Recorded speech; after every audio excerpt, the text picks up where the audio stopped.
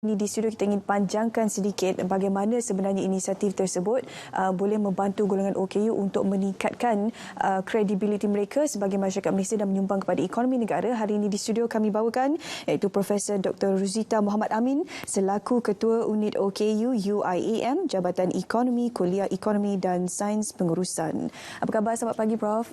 Khabar baik, terima kasih. Terima kasih bersama dengan kami hari ini di studio untuk kita kupas sebanyak berkenaan dengan pemerkasa untuk golongan OKU terutamanya. Jadi kalau kita lihat tadi ada banyak sebenarnya bantuan dan juga plan yang sudah pun direncanakan oleh pihak kerajaan untuk membantu golongan OKU dalam meningkatkan kredibiliti diri mereka terutamanya dalam bidang keusahawanan. Itu antara yang diberikan fokus terutamanya. Jadi mungkin sedikit respon awal daripada Prof sendiri apabila pengumuman itu dibuat oleh Yang Amat Perdana Menteri Tan Sri Muhyiddin Yassin beberapa hari lepas. Okey, terima kasih Syahida. Terima kasih Selamat Pagi Malaysia sebab menjemput saya pada pagi ini. Jadi kalau kita lihat dari segi program pemerkasa ni tujuannya adalah untuk memperkasakan ekonomi dan juga memperkasakan masyarakat dan juga di samping itu dia melihat juga dari segi isu-isu keterangkuman. Jadi di sini saya rasa kami amat mengalu-alukan dari segi insentif yang diberikan untuk golongan kurang upaya, dan kalau kita lihat memang dari segi kesan golongan kurang upaya amat terkesan dari apa ini disebabkan pandemik ini. Dari segi pekerjaan juga mereka amat sukar untuk mendapatkan atau membuat pekerjaan lain. Jika mereka terkesan, kalau sekiranya mereka yang tidak yang berupaya, mereka boleh mudah menukar pekerjaan, mungkin menjadi pemandu Grab ataupun menjadi runner dan sebagainya, tapi tidak sedemikian bagi golongan OKU. Jadi insentif yang diberikan itu amat dialu-alukan dari segi insentif untuk keusahawanan, sebab itu adalah salah satu cara untuk kita juga menjana pendapatan, dan kalau boleh kita juga mungkin boleh lanjutkan sedikit dari segi keusahawanan ini, disebabkan bagi golongan OKU mereka agak sukar untuk bergerak sana kemari disebabkan kekangan accessibility dan sebagainya. Jadi kalau kita lihat dari segi keusahawanan itu mungkin boleh ditambah sedikit lagi dari segi insentif untuk keusahawanan, entrepreneurship. Jadi itu mungkin adalah lebih viable bagi golongan kurang upaya ini, dan kadang-kadang mereka tidak mampu untuk memperoleh data plan dan sebagainya. Jadi mungkin insentif dari segi data plan atau kemudahan komputer boleh diberikan juga kepada mereka untuk membantu mereka berjaya dalam bidang keusahawanan ini. Antara yang mencuri tumpuan juga bagi strategi pemerkasa ini di mana kerajaan bersetuju untuk menaikkan had kelaikan gaji minimum, itu allowance pekerja cacat daripada RM1,200 ke RM1,500. Bagaimana Prof melihat ini? RM1,500 ini merupakan satu nilai ataupun amount yang benar-benar mencukupi untuk golongan OKU, terutamanya mereka yang berada di kawasan bandar untuk menyara diri mereka. Okey, EPC ni atau allowance pekerja cacat, pekerjaan cacat jadi isu sedikit mungkin allowance pekerja OKU mungkin kita boleh gunakan. Sebenarnya yang RM1,500 itu adalah gaji maksimum untuk mereka layak menerima allowance tersebut Jadi sebenarnya peningkatannya amat dialu-alukan sebab semenjak gaji minimum, dasar gaji minimum dilaksanakan, dinaikkan kepada RM1,200, kebanyakan OKU yang sebelum ini menikmati EPC tidak lagi menikmati EPC sebab mereka tidak lagi layak untuk menerima EPC. Jadi sekarang ini bila gaji maksimum itu dinaikkan ke RM1,500, jadi lebih ramai mereka akan layak semula So ini amat dialu-alukan sebab EPC itu jumlahnya adalah RM450 sebulan. Jadi mereka layak menerima bantuan tersebut sebab kita tahu bagi golongan kurang upaya ni kos sara hidup mereka adalah lebih tinggi dari mereka yang yang berupaya. Kajian pun banyak menunjukkan yang kos mereka dari segi perubatan, dari segi rawatan, dari segi mungkin peralatan dan sebagainya memang adalah lebih tinggi. Jadi EPC ni amat diperlukan oleh mereka dan juga ada satu insentif untuk lebih ramai OKU menceburkan diri dalam bidang pekerjaan. Itu adalah insentifnya. Jadi lebih ramai yang akan layak untuk menerima EPC ni. Jadi amat dialu-alukan. Selain pada pekerjaan, keusahawanan juga antara yang diberikan penumpuan dan antara bantuan lain yang diwar-warkan, yang dikongsikan, di mana golongan OKU ini boleh mendaftar SSM secara percuma untuk membuka perniagaan mereka. Jadi mungkin kalau Prof boleh kongsikan respon daripada pihak mereka ini apabila ialah perkara ini diumumkan, kerana mungkin itu antara perkara yang menangguhkan mereka untuk memulakan perniagaan kerana perlu membuat pendaftaran SSM dan sebagainya. Ya, itu juga sangat membantu ya, sebab mereka dapat mendaftar dengan percuma. Ini amat memudahkan mereka untuk mencubakan diri dalam perniagaan lah ya. Jadi dia selaras dengan insentif yang yang telah diberikan dari segi grant dan dari segi kemudahan mikrokredit dan sebagainya. Jadi kemudahan tambahan ini amat dialu-alukanlah oleh mereka, yang terutamanya mereka yang mungkin tak agak mungkin tidak mampu untuk memulakan perniagaan disebabkan oleh pendaftaran dan sebagainya. Jadi sekarang mereka lebih mudahlah untuk terutamanya mereka yang kecil-kecilan.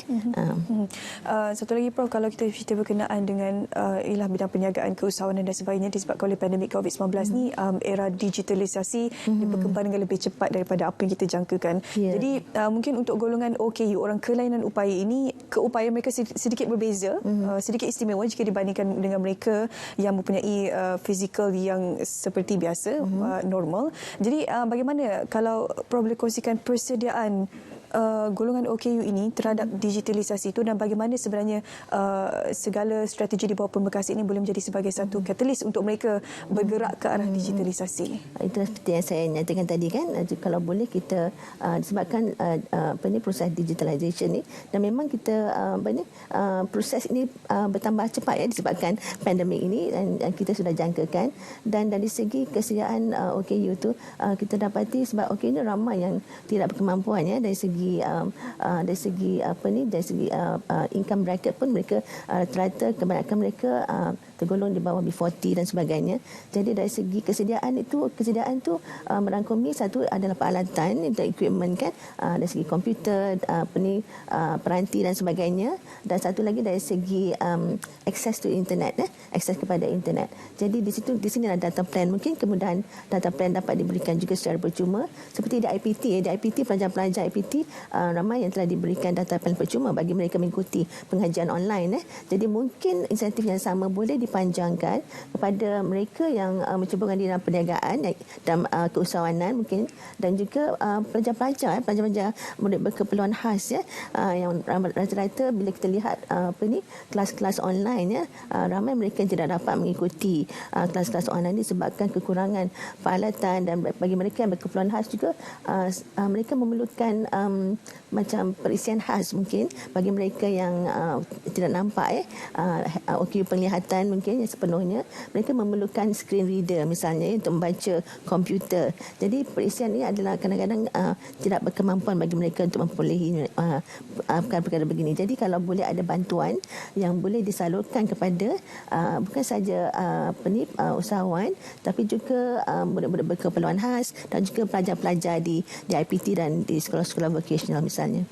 Itu kita sentuh dari sudut peranti. Peranti ni tidak ada masalah kalau kita beri dana bantuan, kita boleh dapatkan peranti tersebut bila masa saja. Tapi kalau kita sentuh berkenaan dengan kondisi fasiliti untuk orang kelainan upaya, itu mungkin memerlukan satu tempoh masa yang agak lama untuk kita selesaikan masalah tersebut. Jadi kalau Prof lihat setakat ini terutama di kawasan bandar, bagaimana fasiliti yang berada di sekitar kawasan bandar ini boleh membantu golongan OKU, kerana bila mereka mendapat bantuan daripada pembekasa, pastinya mereka akan keluar lebih banyak untuk melakukan kerja harian, untuk berniaga dan sebagainya. Jadi keadaan struktur bangunan, parking dan sebagainya bagaimana kalau Prof lihat setakat ini, adakah kawasan-kawasan di bandar, kita boleh fokus di bandar Timur, adakah benar-benar bersedia untuk menerima lambakan golongan OKU untuk berada di luar dan melakukan kerja harian mereka? Itulah perkara yang telah lama kita nantikan dari segi dari segi accessibility bangunan, dari segi accessibility kemudahan awam jadi kita lihat bandar-bandar besar seperti di Kuala Lumpur memang berperingkat, mereka cuba menaik taraf, tetapi di setengah-setengah bandar yang lain agak kurang kurang cepatlah, agak perlahan. Jadi kita pun faham dari segi bila waktu pandemik ini mungkin agak ada kekangan kewangan untuk melaksanakan pengembasuaian, penambahbaikan, tetapi kalau kita lihat dari komponen pemerkasa ni, ada satu komponen di mana ada 5 bilion diperuntukkan untuk kontraktor-kontraktor membuat penaiktarafan penambahbaikan infrastruktur, kemudahan awam, jalan raya. Mungkin dalam 5 bilion ini kita boleh pastikan yang penambahbaikan yang dilaksanakan itu juga menepati spesifikasi untuk golongan upaya. Misalnya mereka perlu menepati Universal Design dan yang termaktub dalam Malaysia Standard MS1184.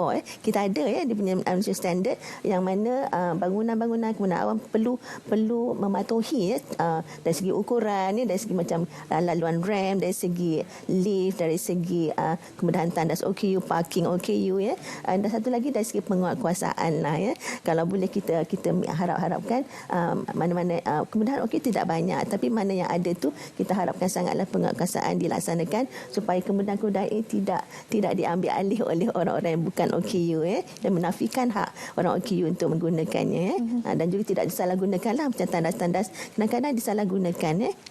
Tapi amat pentinglah kalau kita boleh gunakan yang 5 bilion ini, kita boleh mencapai serapan dua mata. Satu, untuk menjana ekonomi dari segi projek-projek yang dilaksanakan, tapi at the same time kita juga boleh mencapai keterangkuman atau inclusivity di situ.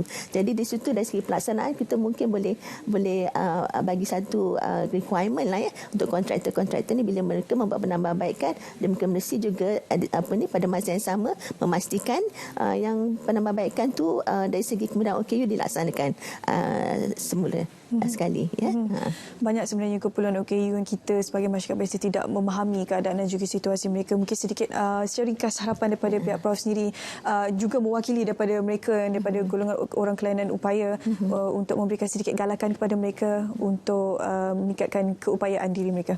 Okey, untuk kalau rakan-rakan OKU kita memang kita agak terkesan sekarang, tapi kita juga sangat-sangat mengalu-alukan bantuan dan insentif dari pihak kerajaan, dan insentif ini kalau boleh kita manfaatkan sebaik mungkin, dari segi kalau kita perlukan bantuan kita suarakan keperluan kita, dari segi kalau mungkin kita perlukan skill ataupun kemahiran untuk macam mana nak menjayakan sesuatu perniagaan atau keusahawanan, mungkin kita boleh mencari ada beberapa avenue yang kita boleh dapatkan dari segi e-skills e-latihan dan sebagainya, yang kita boleh ambil kursus-kursus yang atas talian yang kita boleh ambil untuk menambahkan kemahiran kita dan juga memastikan perniagaan kita berjaya. Pasti ada banyak sebenarnya cara untuk kita keluar daripada kepompong masalah yang kita hadapi sekarang. Terima kasih kepada Profesor Dr. Rosita Muhammad Amin bersama kami hari ini untuk berkongsi berkenaan inisiatif Pemerkasa Bantu Rakyat memulihkan ekonomi negara. Okey, seterusnya kami ingin bawa anda ke cerita Pagi Sabah bersama